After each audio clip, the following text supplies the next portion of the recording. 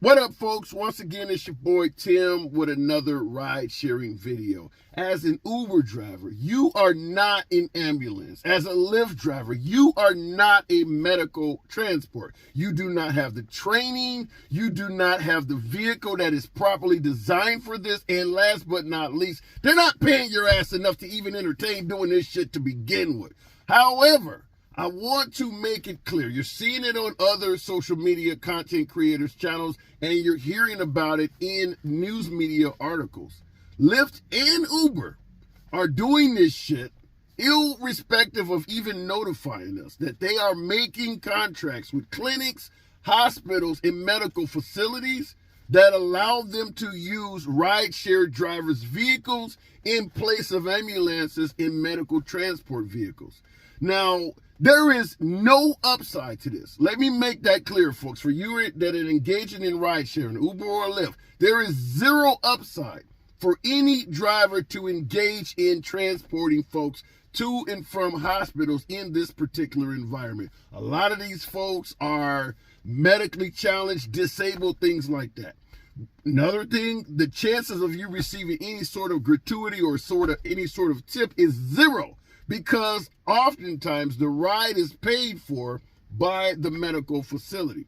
So you're going to go pick up perhaps some elderly woman or some guy who can barely walk or an individual that's in a wheelchair, and the trip is being paid for by the hospital or the clinic. So the clinic or hospital is not going to tip you. You're going to get the minimum fare like you always do. And as a result, you're now likely to get folks who are in need of assistance, whether it's folding up wheelchairs, helping folks out of your vehicle, even to the point where you may get passengers that have, gauze and Band-Aids on and things like that, which increases the likelihood of you having bodily fluids and things like that left in your vehicle. Don't do this shit. Period. There is nothing in this for you. This is a greed play for both the medical facilities and Uber or Lyft. Uber and Lyft are making actual contracts to do this shit with the medical facilities. Both Lyft and Uber have websites devoted to soliciting new customers, new patients in regards to this. And they're going to be using your ass to do it. Do not get involved with this. Do you know CPR? Do you want to be held accountable for knowing it? Even if you know it. I have a certification, but I'm not going to get back there and do mouth to mouth for $4 a mile. Damn that. So understand that they're putting you in a precarious position that can leave you open to liability and a host of other issues.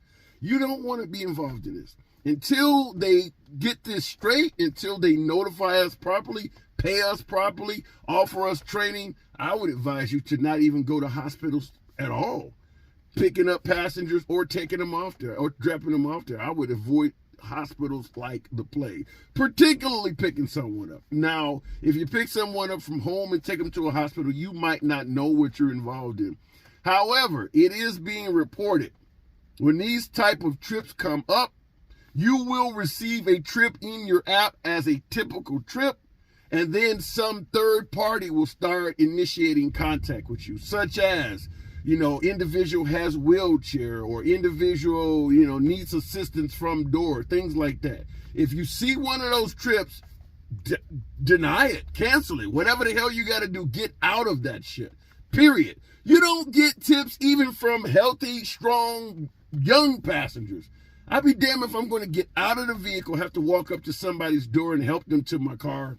All of this stuff. They're adding this on. This is the way Uber and Lyft been treating us since day one. Just continuing to add and add and add and give nothing in regards to a reward. There is zero incentive for you to engage in medical transport duties or acting as some sort of pseudo ambulance. You do not want this. There are going to be certain passengers, like I don't like anyone sitting in the front seat of my vehicle.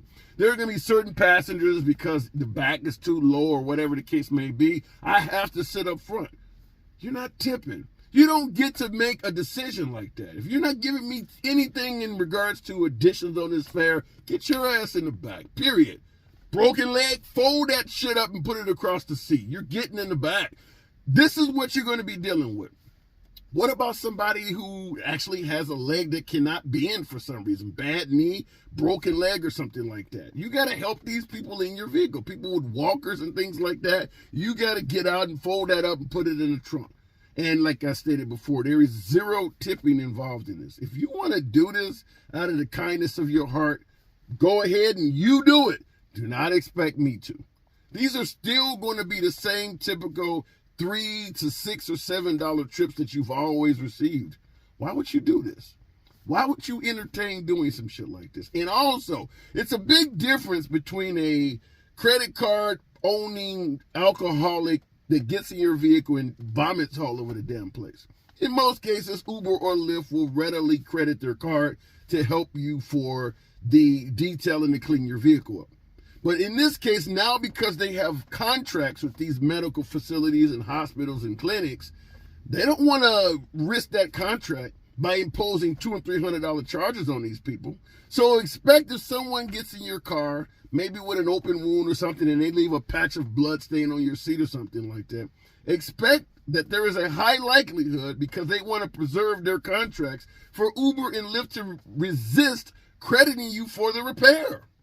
So don't get involved in this. Do not get involved in this. Oftentimes it's individuals who are going to and from rehab. So when you're picking up folks, they want to have a second stop at it so they can go pick up some cigarettes or alcohol. You're going to get third-party notifications that you can't deviate from the route, because they understand if a person is in rehab or something like that, once they put them in a ride-sharing vehicle, that person may try to convince the driver to take them by the liquor store, take them by the gas station to pick up some smokes or whatever. You're going to be literally receiving guidance from a third party that has nothing to do with the child or the person in your car. It's literally like picking up a child and the parent is texting you instructions. For $4 to $6 a mile, you can shove that shit up your ass. So I want to hear from you folks. Have you seen any trips like this? Because it is making it all over the newswire. It's all over social media that this shit is coming to a host of markets. I just wanted to run this by you, for you folks, the veteran drivers that are in particular markets. Have you seen anything like this, so that you can update other drivers in regards to whether it's coming and how to recognize it if it's being sent to you?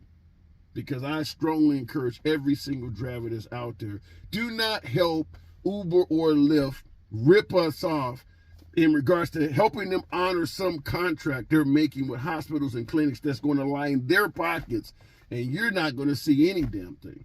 You're not even going to see tips, even though you're being added extra duties in regards to helping passengers pick up shit and carry shit, fold wheelchairs, walkers, and crutches and all of that shit. Why get involved in this? This is such a lowball move for them to do that.